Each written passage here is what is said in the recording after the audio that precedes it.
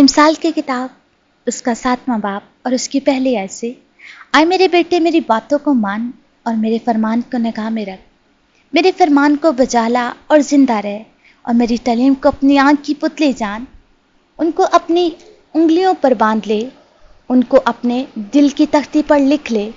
حکمت سے کہہ تو میری بہن ہے، اور فہم کو اپنا رشتہ دار قرار دے،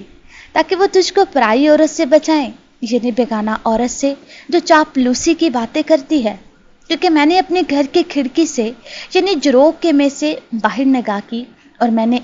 ایک بے عقل جوان کو نادانوں کے درمیان دیکھا، یعنی نوجوانوں کے درمیان وہ مجھے نظر آیا کہ اس عورت کے گھر کے پاس گلی کے موڑ سے جا رہا ہے، اور اس نے اس کے گھر کا راستہ لیا دن چھپے شام کے وقت، رات کے اندھیرے اور تاریکی میں، اور دیکھو وہاں اس سے ایک عورت آ ملی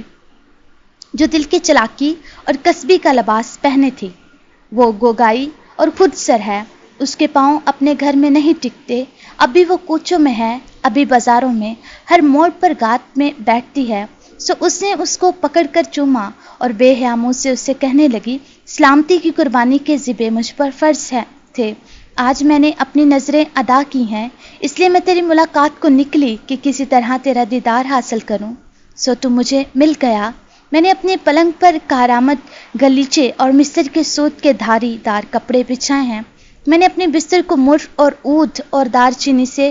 مطر کیا ہے، ہم صبح تک دل بھر کر عشق بازی کریں اور محبت کی باتوں سے دل بہلائیں، کیونکہ میرا شوہر گھر میں نہیں، اس نے دور کا سفر کیا ہے، وہ اپنے 7 روپے کی تھیلی لے گیا ہے اور پورے چاند کے وقت گھر آئے گا۔ اس نے میٹھی میٹھی باتوں سے اس کو پھسلا لیا اور اپنے لبوں کی چاپلوسی سے اس کو بہکا لیا، وہ فوراً اس کے پیچھے ہو لیا، جیسے بیل ذبح ہونے کو جاتا ہے یا بیڑیوں میں احمق سزا پانے کو، جیسے پرندہ جال کی طرح تیز جاتا ہے اور انہیں جانتا ہے کہ وہ اس کی جان کے لیے ہے،